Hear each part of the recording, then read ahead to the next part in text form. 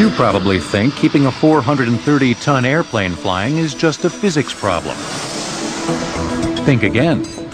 The real challenge starts when the plane's back on the ground. Consider for a moment the difficulties facing modern airports as they link and shrink our busy world. They are models of intricately coordinated organization, symphonies of managed chaos and unexpected change, as they send more people further, faster. Over 72,000 of us hurl ourselves into the air on thousands of planes every hour of every day, and safely land anywhere, from Anchorage to Zurich, in less time than it takes to read the Sunday newspaper. 50 years ago, it took more than a day to fly from Los Angeles to Japan. Today, a flight from LAX to the new Kansai International Airport takes less than 14 hours. Kansai features the latest trend in airport construction. It is built on a 5.6 million square foot man-made island in the middle of the ocean. Kansai is a response to the overwhelming need for more airport services in a place where encroaching urban sprawl and a lack of available land make a big, noisy downtown airport undesirable.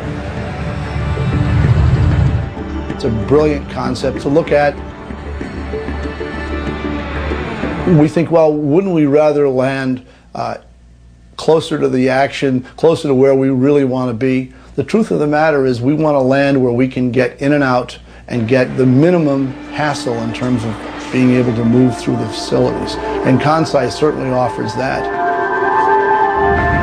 Workers spent 2 years reclaiming land from the sea as a foundation for the airport, filling a massive rectangular seawall with 6,357 million cubic feet of earth.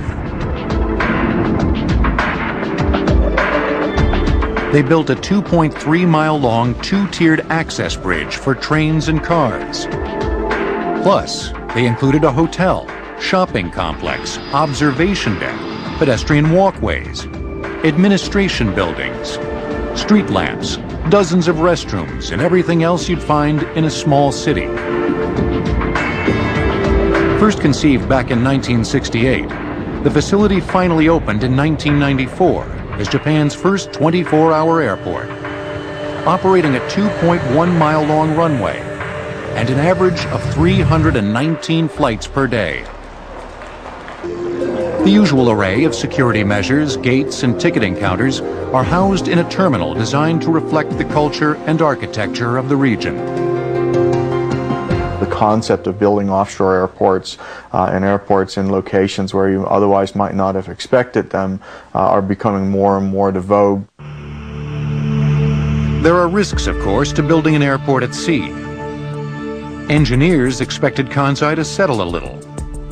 Unfortunately, it is settling faster than engineers expected, at a rate of nearly 4 feet per year, and officials are scrambling for a solution.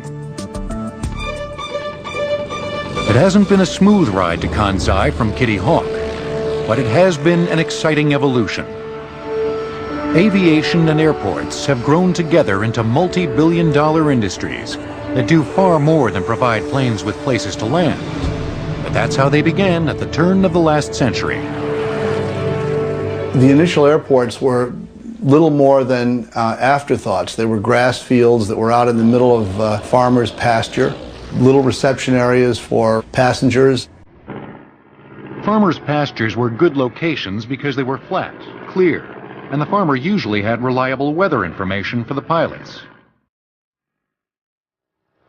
Partly as a byproduct of the First World War, air travel caught on more quickly in Europe than in the United States.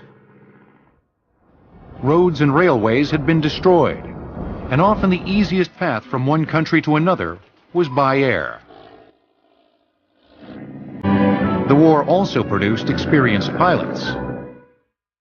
European governments subsidized airports in London, Paris, and Berlin, where large facilities were modeled on the grand train stations of the 19th century. Passengers merely walked from a large foyer out to a single gate or onto an open field. In America, a spectator sport full of daredevils would be transformed by the post office into a lucrative courier service for the mail. The airlines were getting a subsidy to carry mail in their very earliest stages. As a matter of fact, they really didn't want to carry passengers because they didn't have to feed the mail. They just put it on the plane. It was a simple process. It was also a deadly one, as ill-equipped pilots flew unscheduled routes through unpredictable weather.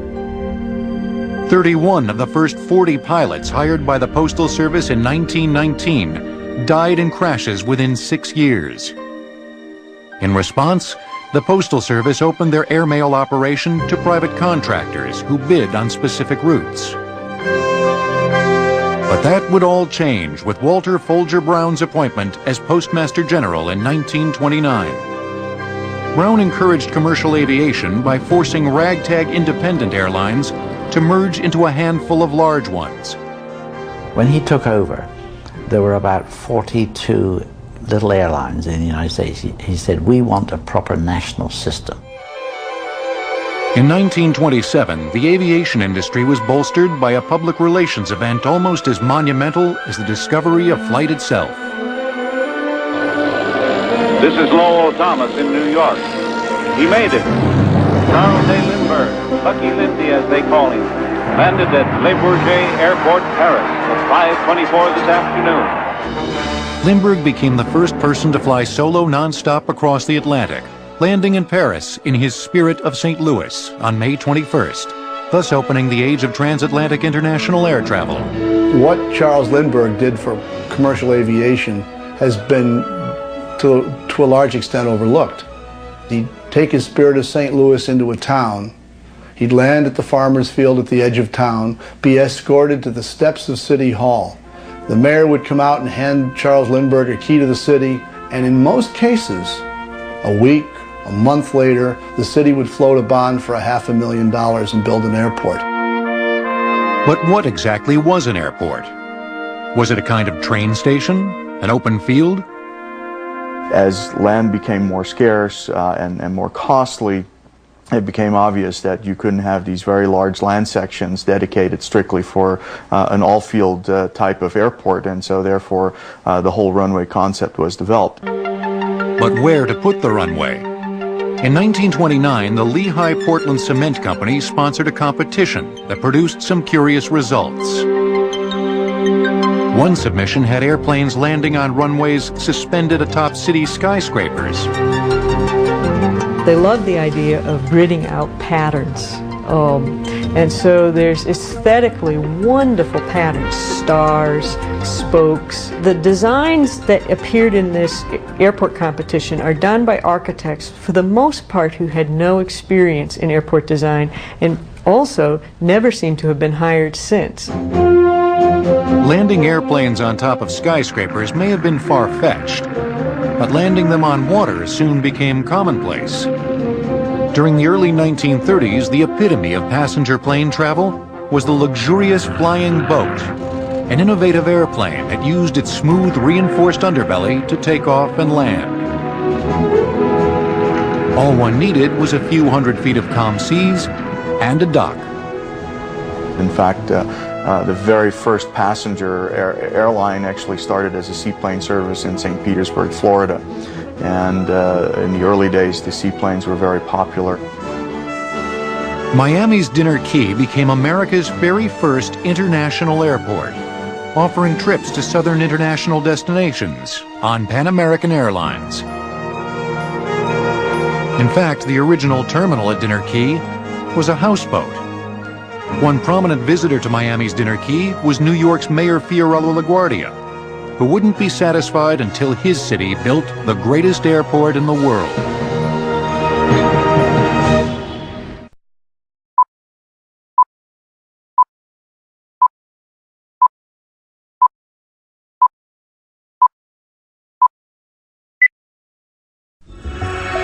International passenger service was burgeoning in Europe between the wars. In Hamburg, Germany, for instance, an innovative brick terminal was handling 62 passengers a day when it was completed in 1929. Efficiency and organization became a keystone as architects built new airports in places like Germany, France, and England. This attention to efficient traffic flow is apparent at London's Gatwick Airport, which opened for international passenger service in 1936. The lovely thing about Gatwick, and it should be pointed out that the original Gatwick terminal was a modern miracle, in that it didn't take a long distance to get from the front door to the airplane, that it had a circular design, much like a beehive at the end of a finger, and it had covered walkways out to the airplanes. It had many of the elements that you see today in a modern airport. The Beehive Terminal allowed a plane landing at Gatwick's open field runway to park at one of many gates, rather than 1 or 2 gates that handled Gatwick's roughly a dozen daily flights. It also included telescoping canopies that could protrude from the terminal out to a loading airplane, like a spoke on a wheel. This innovation kept passengers protected from the elements, evolving into the loading ramps used today. Access to the Beehive was through an underground walkway. Critics complained that the circular gate left no room for expansion, but in fact, the design allowed for multiple beehives throughout the airport. In America, New Jersey's Newark Airport was the world's busiest in 1935, with 30 flights a day. Handling only domestic flights, Newark was not an international airport, but it inadvertently inspired one. Newark Airport was the aerial gateway for New York City. In fact, Mayor LaGuardia had a flight on American Airlines from Chicago in 1937, and he landed at Newark, and he told the pilot, "No, my ticket says New York, and I want you to take me there." So they took off from Newark and flew. It was a press gag, of course, but they flew to Floyd Bennett Field. Floyd Bennett Field was New York's official airport, but it was further from Manhattan than Newark was, so the Postal Service used Newark for its airmail into New York. LaGuardia wouldn't stand for that. Make no mistake about it, this airport was not going to be denied. Mayor LaGuardia was going to build this airport, and there was no question about it. LaGuardia hired the architects who designed Dinner Key in Florida. The Art Deco flavor of that earlier airport would be repeated in New York's new municipal airport, 8 miles from the city. The circular marine air terminal was positioned on the shore to handle the luxurious seaplane flights. The planes would float over to the back of the terminal dock by piers that provided walkways inside the rotunda. The airport also provided international travel via seaplane, as land-based passenger planes could not yet carry passengers overseas. The seaplanes traveled east to Europe with fueling stops at coastal ports in Canada, Greenland, and Iceland. New York City not only had a world-class airport, it had an international one. LaGuardia opened up the entire European landscape to scheduled air flights, as well as the domestic landscape to scheduled flights into New York. The airport also had a terminal for land-based domestic flights. Significantly, travelers at the airport were divided for greater efficiency. Departing passengers were upstairs, arrival passengers came downstairs. There was a clear definition between arrival and departing passengers. And of course, on the departure level were all the great services, the beautiful restaurant, the open terrace, they called it. It was a lovely affair. New York Municipal Airport boasted 2 nearly mile-long runways, handling 250 flights its first summer in 1939. On opening day, a group of skyriders flew above the crowds and memorably wrote, "Name it LaGuardia." It took the city council a couple of years to rename the airport LaGuardia, but it became a hotspot soon after it opened. Observation decks were busy day and night watching the airplanes come and go. Barbershops were here in the 30s. There were small coffee shops and intimate, cozy little areas at the airport to sit and have a quick drink before a flight. What the mayor and others who created LaGuardia Airport couldn't have anticipated was the rapid expansion of passenger airplane travel over the next decade. Air travel demand greatly increased, especially after World War II, and LaGuardia was clearly inadequate to handle the volume of flights, both domestic and international. New York needed another airport. World War II had stimulated the development of larger, faster, more efficient aircraft that could also travel further. Redesigned after the war, these new multi-engine planes not only carried more passengers on longer trips, they sounded the death knell of the elegant but inefficient flying boats, which carried only about a dozen passengers. These new aircraft demanded more from the airports that serviced them. They sacrificed the ability to take off quickly in a short space, but by having longer runways and getting up a much higher speed to take off, they could carry heavier loads. And the length of runways began to grow. And by the end of the Second World War, you had to have at least a mile of runway if you were going to hope to be recognized as a class airfield. Airports in Europe also expanded to accommodate the new planes. Amsterdam's 30-year-old Schiphol International Airport, for instance, was destroyed during the war but rebuilt and reopened in 1946, ready for the larger planes. In addition to refurbished airports, brand new airports, like England's Heathrow, 15 miles from London, met the international demand. Within its first year of operation, airport planners speculated building 9 runways to handle all the traffic. They ultimately built 3. While Heathrow was being built overseas, in America, New York International Airport opened in 1948, in Jamaica Bay at the southeast end of Long Island, 15 miles from the city. Later renamed John F. Kennedy International Airport, it was enormous. Well, you could take all of LaGuardia Airport and fit it very neatly inside the passenger terminal oval at Kennedy. There's 600 acres here, there's 5,000 acres there. So there was the feeling that there was an endless amount of room to grow.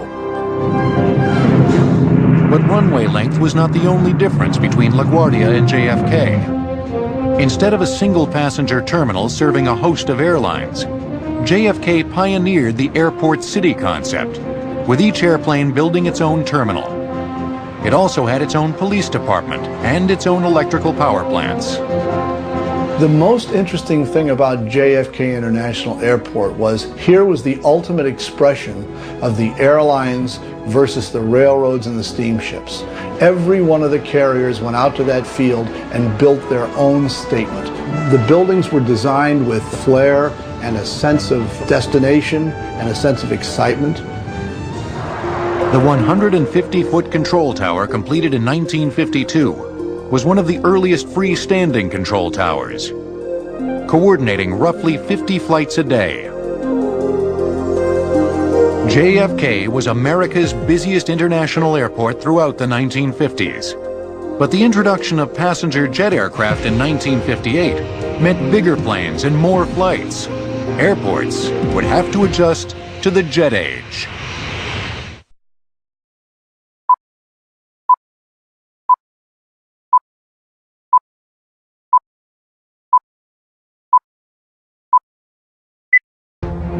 The technology of flight advanced yet again in the 1950s, when passenger jets sent a shockwave through the community of airport architects.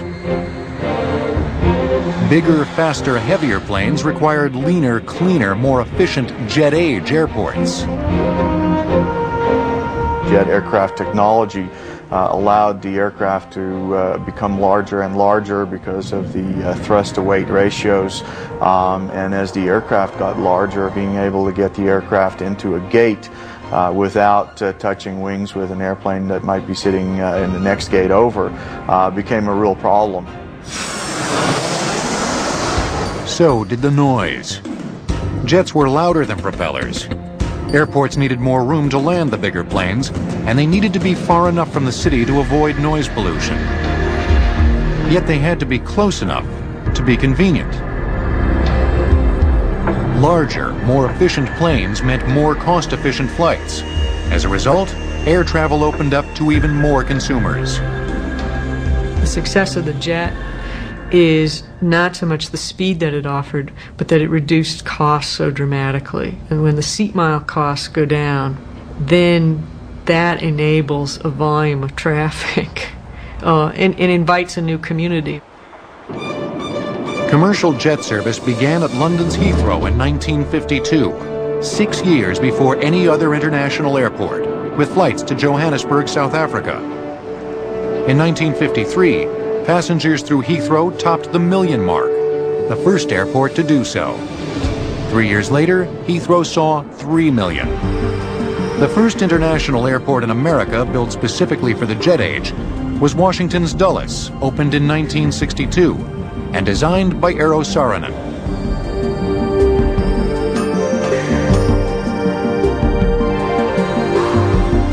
Three runways at Dulles were constructed of reinforced poured concrete, each over 2 miles long.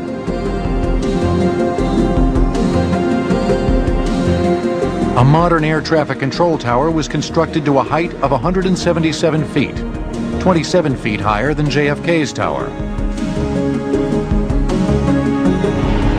Dulles also pioneered the use of traveling lounges, or people movers, to ferry passengers more efficiently to their gates. Instead of trying to put a lot of people in a gate situation and jam them in, you could move people onto these people movers that would take them out to the aircraft waiting to board to take off. So it attempted several different technologies which have become, in one way or another, commonplace at airports all over the world. Situated more than 25 miles from Washington, D.C. on 10,000 acres, the airport was planned for rural Virginia to reduce noise pollution and provide the extra room required by jets. However, communities soon sprouted up near Dulles, as they often do around airports, to take advantage of opportunities the dramatic new airport would inevitably generate. Saarinen's startling design included a roofline that swept dramatically up in a metaphor of flight. You want to have sort of that aerodynamic flow, if you will. Lots of light, lots of open space, sort of the embodiment again of blue skies and the sky's the limit. The terminal at Dulles International Airport was undeniably, unequivocally, unabashedly an airport. As Dulles was making an architectural impression in the east, another jet-age airport in the west was doing its best to keep a low profile. Los Angeles International Airport, or LAX, began in the teens as an airfield in the bean fields 18 miles west of downtown LA, but quickly grew after the war. Expanding into an international airport in the late 1950s, it took a radically different approach to architecture than Dulles. I've often referred to this airport as an airport without any exterior architecture. When you drive in, the buildings on either side are 1 and 2 stories, and you see a road and you see glass fronts, and you don't see any structures. With the strong Los Angeles car culture, the architects anticipated lots of vehicles coming to the airport and designed accordingly. Traffic is mitigated by LAX's innovative horseshoe-designed roadway that passes separate terminals aligned in a row. The reason for this at Los Angeles is that we did not want to make the passenger walk further than 40 feet from where he unloaded his baggage at the curb to the face of the ticket counter. Within the horseshoe roadway were parking lots, which could and would be expanded into multi-level parking garages. The design was so effective at controlling traffic that it took some observers by surprise. When we opened in 1961, the LA Times especially came out and photographed the empty streets and talked about the fact that we'd overspent the $20 million for the terminal. In the ensuing 20 years, population and travel went up, airplanes got bigger, and more people were traveling. Then in 1982 it was, we built the second level. Los Angeles improved on the old LaGuardia concept of dividing arriving and departing travelers by separating them before they even got out of their cars. At LAX, departing travelers are sent to the upper level roadway and arrivals to the lower roadway. Observers were once again surprised at the success of the scheme. So when we opened the new second level roadway, they were out again with the mobile units, but the story was that gee, we're sorry folks, we're not going to be able to come out here anymore and report on the traffic jams because there aren't any. But that was almost 20 years ago now, and we're back to the point where traffic is overloading the second level roadway. LAX was one of the first airports to have the fueling hydrants built into the aprons of the tarmac to facilitate underwing fueling, thus avoiding expensive collisions between jet wings and fueling carts. LAX incorporated a cutting-edge baggage claim system built around the new carousel design. Luggage could now be loaded onto a conveyor belt that whisked it to a retrieval area, often arriving there before its owner did. A state-of-the-art control tower, 13 stories high, set on top of the airport administration building, handling nearly 1,500 flights a day and carrying roughly 33,000 people on 3 runways, each roughly 2 miles long. The sheer size of the equipment was daunting. Originally, they had 3 levels of nothing but electronics. And through the years, as the electronics improvements came along, they just reduced the size of the equipment down to where they didn't need all that space. After constructing a clean, efficient, subtle airport, the architects at LAX then planted an outlandish landmark smack in its center, whose main purpose was to symbolize the futuristic jet age theme of the airport. The overtly architectural restaurant and observation deck, with its spindly legs reminiscent of an alien spacecraft, was named the Theme Building. When LAX opened, projections indicated that it would never need more than 10,000 parking spaces. They were off by at least a multiple of 3. Anticipating future needs is one of the most important and most difficult tasks for airport officials. Looking at how the market may respond not just 5 years from now, but 20 years from now. It takes a tremendous amount of money and a lot of planning and environmental work to build a new hangar. In fact, these days, just to add capacity to an airport, it takes almost 10 years just to build a new runway.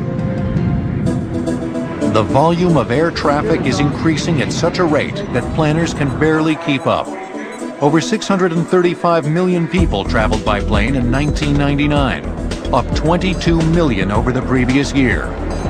The importance of airport support facilities is greater than ever. Older airports must adapt or fail.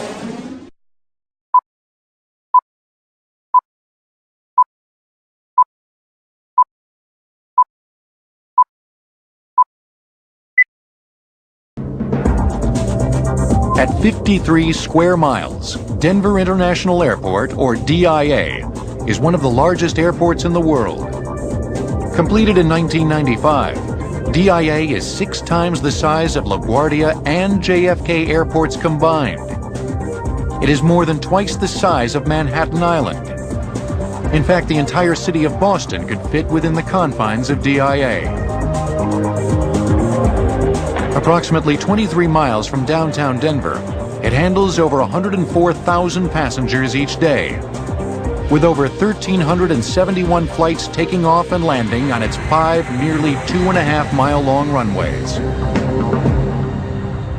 One of the lines I heard that really defines that well is, how much metal can you pack in the sky?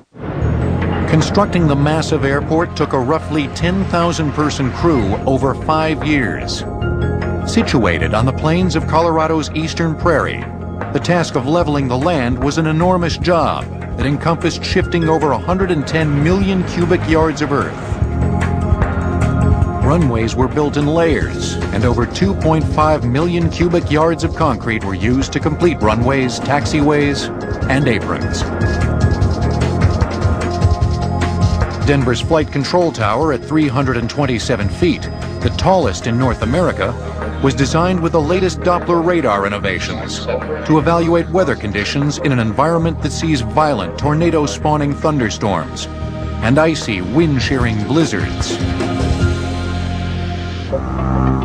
DIA, like LaGuardia, divides loading and unloading passengers onto different floors to reduce congestion. Evoking the traveling lounges at Dulles, a light rail system at DIA takes passengers from their gates to the central terminal for picking up luggage and accessing ground transportation or parking lots. The central terminal is packed with so many retail outlets that DIA resembles a giant shopping mall. It's a sort of a mini city in itself. There are 25,000 plus employees at the Denver airport, for instance. And so there's a need for everything you can think of, from nurse stations, a doctor, a chapel, meeting spaces. DIA's architects not only made the airport gigantic, they went one step further and made it an icon, one of the most instantly recognizable airports ever built. We were very careful to try to incorporate something of this region. And so I searched long and hard for inspiration for something that said Colorado, said the West. And the thing that, for me, that kept being there was the mountains. The mountains are very unique in this area of the country. And so the sort of ridge shapes or peaks and valleys that we created with the roof there was inspired by the mountains. And I think it kind of folds into the aspect of making buildings unique and different for the place. With an outer shell made of waterproof Teflon-coated woven fiberglass, the roof membranes comprise over 15 acres of white peaks, which reflect 90% of the daylight. The remaining 10% of daylight sufficiently lights the interior of the terminal during the day. Amazingly, the roof membranes weigh less than 2 pounds per square foot and neither conduct nor store heat. The airport cuts quite a profile alone out on the plains. Incredibly, despite its size and newness, DIA is already becoming inadequate. Some people complain that there isn't enough parking, and efforts have been made to increase the facilities. Others complain that it's too far from the city, and efforts are being made to design better access. Still others say it won't be able to handle increased traffic, up more than 20% since it opened its doors in 1995. Finally, some complain that there is always construction taking place. And not just at Denver, but practically everywhere. Airports never seem quite finished. One of the things that we have to keep in mind when we're designing an airport is that the life of the building is going to be over a long period of time, maybe 50 years, maybe longer. But over that 50-year period of time, we're going to see a lot of changes. And so to be able to create a building that has lots of flexibility in the future is paramount in the design of an airport. In Europe, expansion at 50-year-old Orly International Airport in Paris did not prevent the need for a brand new airport, which opened in 1974 as Charles de Gaulle International Airport. Anticipating jumbo jets in its design, de Gaulle nevertheless expanded in 1983, 1989, and again in 1994. Closed to commercial flights during World War II, London's Gatwick reopened in the 1950s to steady growth and expansion despite continuing as a single runway airport. Today, Gatwick sees roughly 30 million passengers a year through its terminals. Amsterdam's Schiphol, which saw renovations in the 1960s, 1980s, and 1990s, also averages 30 million passengers a year. In America, JFK's airport redevelopment, the largest ever, will cost over $9 billion and includes a light rail system linked to the city's subway and railroad. New and renovated terminals will spruce up the aging facility. Dulles enlarged its main terminal, opened new concourses, and added gates to handle traffic, which rose 26% between 1998 and 1999 alone. Dulles is the fastest growing of the world's 50 largest airports. LAX plans to improve with freeway and railway extensions, a people mover, a new terminal, and more parking. LAX, like all airports, is imperfect. If you hang the name of the city on the airport and the airport's a stinker, the city will take the rap. It can be out in the country. Sooner or later, the city will show up around the airport and you'll have to deal with it. But from the get-go, the airport has to work. It has to be up and ready to roll. With all this activity going on, coordinating flights, travelers, and cargo, managing noise, expansion, and adaptability, you'd be surprised just how much your international airport is doing that you don't even know about.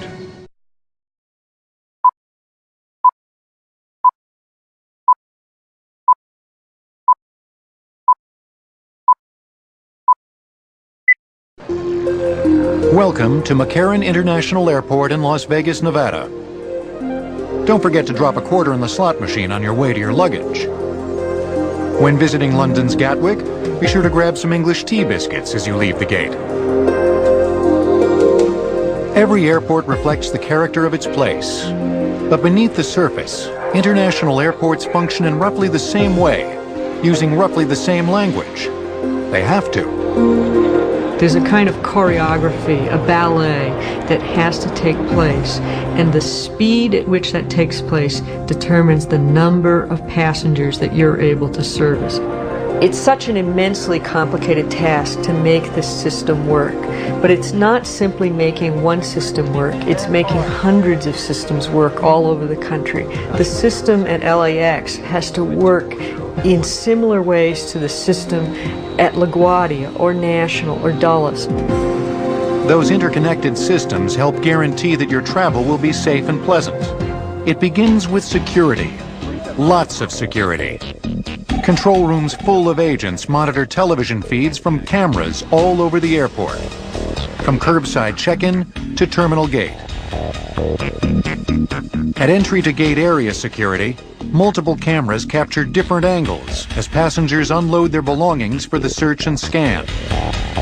This security gauntlet began in the early 70s after a series of hijacking incidents prompted the Federal Aviation Administration to require that all airports search travelers and their bags. Here at LAX, after a woman places her bags on the belt, a thief delays her from walking through the metal detector. On the other side, a different angle reveals his partner taking the woman's purse. This maneuver is known as a diversionary theft. Police were later able to retrieve the woman's purse by examining the security tape and identifying the suspects. High above the shops and restaurants, traffic control is managed within view of the runways. Controllers handle each of the planes that land every few seconds, every hour of every day of every year. Slips of paper represent every flight. Computers facilitate the communication between plane and tower, where the central controller gives the pilot his flight pattern. Another controller leads the plane out of the gate and onto the taxiway, and a third guides the plane into the air. They are absolutely the most valuable element at the airport. We operate 2,000 operations here. That's 1,000 airplanes landing, 1,000 airplanes taking off on a daily basis. The timing, the preciseness, the scheduling of all that, and their ability to manage that is really quite amazing. Down on the tarmac, rescue operators rehearse for disaster. Airports have to expect the unexpected. Their efforts make airline travel one of the safest modes of transportation. Millions of people travel through customs every year at any given international airport. While customs officials use X-ray equipment to look for illegal imports such as plants and animals, they also use dogs like this beagle to sniff out contraband. Find it, girl. Find it. Where is it? The dog taps suspect baggage with its paws to signal something suspicious. In this case, an orange from Turkey. This checkpoint makes agricultural inspectors happy, knowing that fruit or meat-borne toxins will find it difficult to get through the gauntlet. It makes the beagle happy, too. He gets a treat every time he finds something. Dozens of airlines plan and adjust their schedules while an army of mechanics check planes and conduct periodic tune-ups.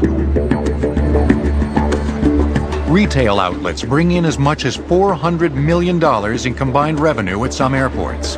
So much revenue that new airports today, like movie theaters, reap much of their profits from concessions. Some airports are focusing more on becoming a shopping mall than they are moving passengers in and out. And that's become a very important revenue source also for airports. Increasingly, airlines and airports are catering to non-human travelers. The biggest development at the airport is the air cargo business. We don't hear a lot about air cargo, but air cargo is the growing star in the transportation firmament. Perfectly successful airlines survive without ever boarding a paying customer. Instead, their planes are loaded with high-priority letters and packages. or maybe blue crab from Chesapeake Bay, or the latest fashions from the runways of Paris and Milan. Even the bodies of the recently deceased travel in the bellies of airplanes. Computerized tracking allows cargo to clear through customs often before the plane touches down in a new country. The newest airports have to work within this overarching system, even as they look for ways to improve on the past. This puts quite a burden on the architects who design airports such as the new Incheon Airport in Seoul, South Korea. Right now, Korean Airlines is the second largest air cargo carrier in the world. And the development of Incheon will further move that number along, because the China market is everybody's goal. And Incheon will become an important trans-gateway to the entire Asia-Pacific market. The airport is built on a man-made land bridge between two islands in the Yellow Sea, about 30 miles from downtown Seoul. The islands create a natural barrier to rough seas, which might otherwise make the location a forbidding site. The remote location also mitigates the effects of noise pollution.